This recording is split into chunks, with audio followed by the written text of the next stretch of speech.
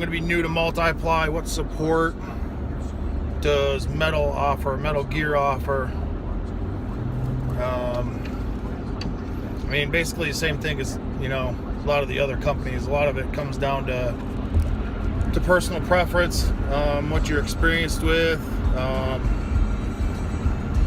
what's right for your price, honestly, because let's face it, gear ain't cheap. So, you know, unfortunately, you got to kind of experiment a little bit and kind of figure out what's right for you. If you're, you know, just starting out, don't get stuff that's too crazy restrictive.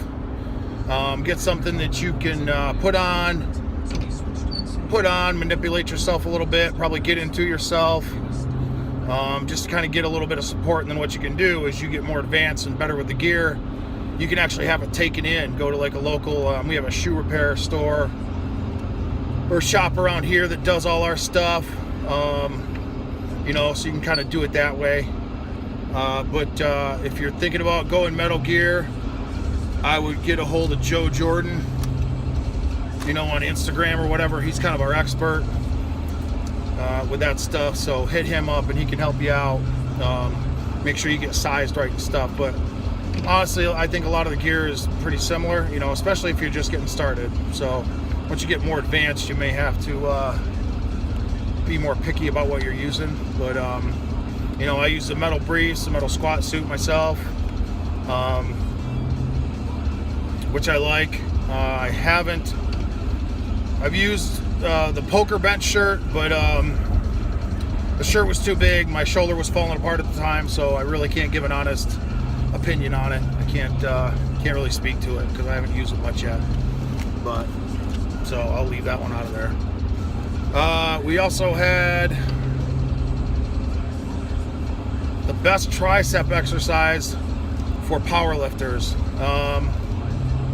I don't like to deem any exercise best for any one thing, I guess. You know, don't, because I think it's easy to get stuck in patterns or habits. I think variation is, especially on the accessory stuff, is key. So some of my kind of go-tos,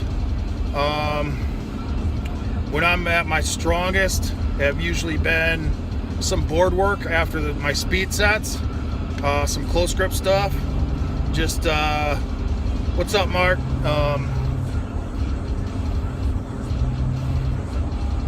So whatever we would do for speed bench, we just left that on and add a little bit of weight and do some board work for some reps afterwards, whether it's 3s or 5s. Close grip incline seem to work well. I don't come all the way down to my chest, maybe like a 2 board.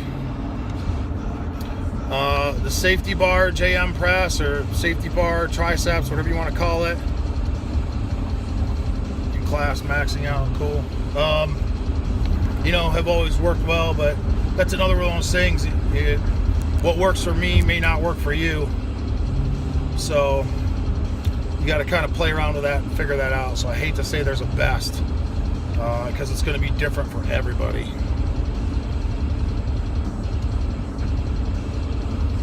Another question was, how do I determine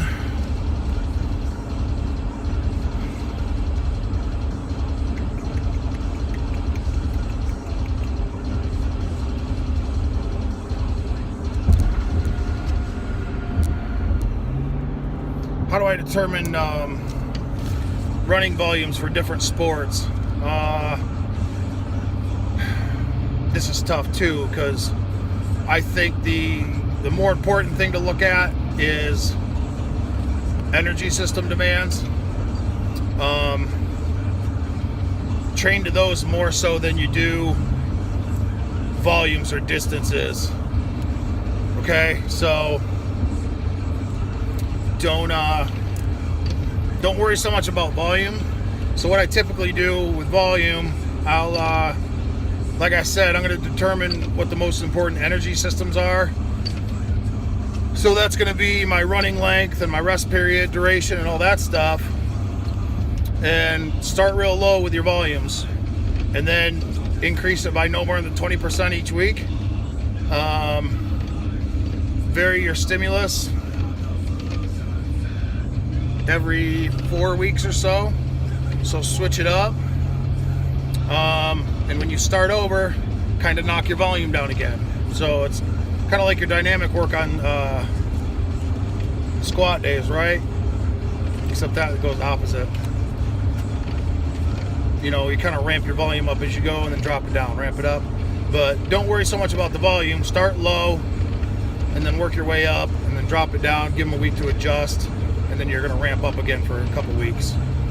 So pay attention to energy systems more than overall running volumes and rest periods. How do I see tomorrow going? It's going to go fucking awesome. That's how it's going to go. Now we'll do, so the morning session will be lecture, and then we'll take a break for lunch, and then we'll come back in the afternoon and go over lifts. So it'll be good. I think we're starting at, I don't know, look at the website because I don't know if I can tell you wrong. Starting in the morning, go for a couple hours, hit lunch, come back and do some lifting stuff. So it'll be good. It'll be good. Be good to see you there. Stop by, introduce yourself, because I can't see anybody's face on this thing. Yeah. What did we typically do for warm-up? So if we were going to run in condition, obviously we would do like the typical dynamic warm-up, right? You know, whatever. There's tons of options out there you can go through.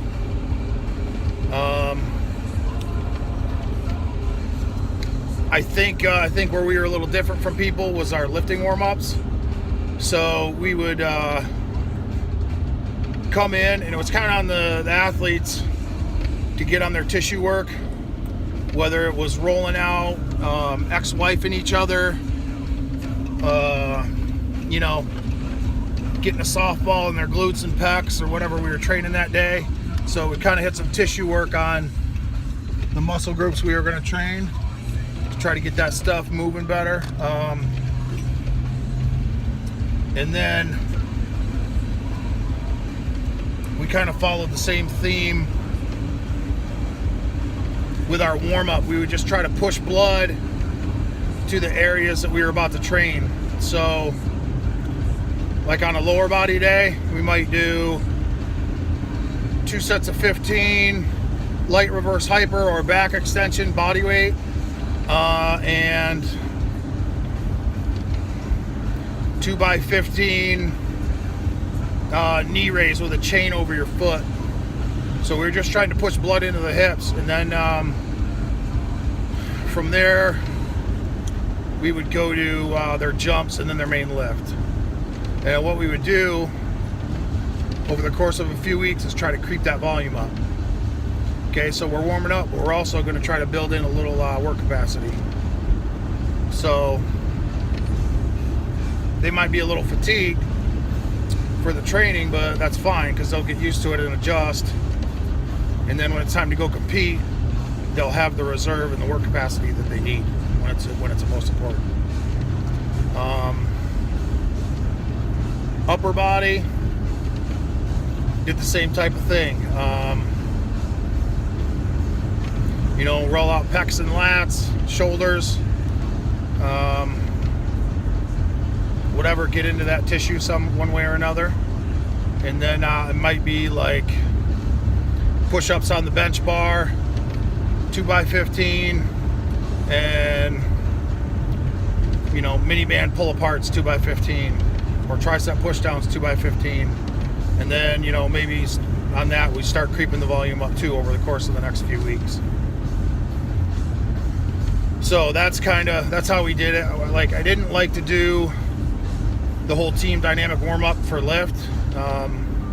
Not that it's bad to, you know, do a general overall warm-up, but I think that shit's overdone. Like, they go to practice and they have to do that. They go do dry land, they have to do that. It's like fucking nonstop. So, and quite honestly, the effort and concentration on the warm-up drills typically isn't there for a lot of the kids, so why waste fucking time doing it? Let's do something they can pay attention to and, you know, get something out of. How do you deal with sport coaches that want to micromanage everything that goes on in the weight room?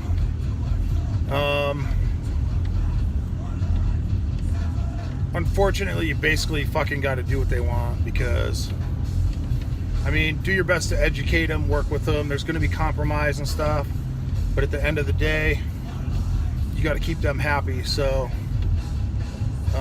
keep them happy. Keep them happy, but that's where you have to be adaptable in your training.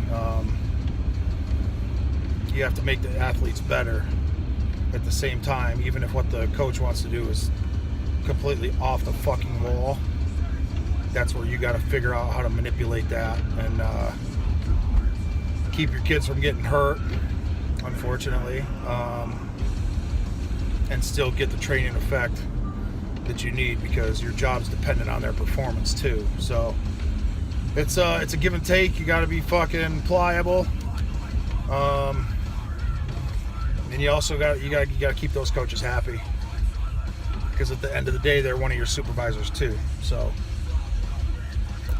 but ultimately, I don't have to deal with that shit anymore. How do you fix an athlete who has a hip shift to the right during squats above 80%? I don't know. Okay. That's outside of my scope. Like, that's a physical therapy issue, or athletic trainer maybe. In my experience, though, a lot of times when I saw that myself, there was a tight hip flexor or psoas coming into play. So if we got a softball in that psoas, and I understand the psoas are very deep and you're probably not actually going to get there, but if you could get in that area and dig around a little bit and get that to loosen up, a lot of times that would take care of it.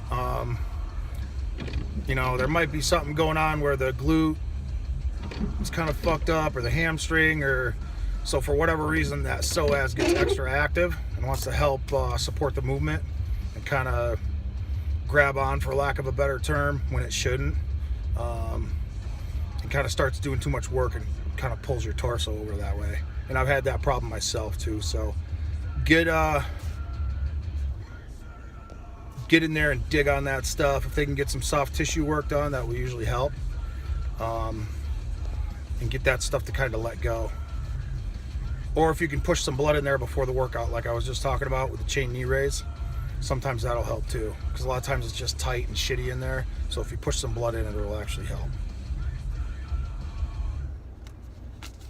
Absolutely, let me know how it goes. I'm not a doctor. Best S&C coaches to learn from. Shit. I mean, I've been very lucky to learn from some of the best. You know what I would say though? What's close to you? Like, who could you go learn from personally? Because of my experience, like, you know, I read and studied and all this stuff, but once you go learn from people face to face, it's a completely different ball game. So I would say, like, you know, if you follow me at all, you know who my influences were. You know, what's best in your situation? Who can you go learn from? So that would be my best advice, I guess. All right, I gotta run in here and do some running around. So thanks for the questions. Maybe I'll hop on after. Okay, get back to studying.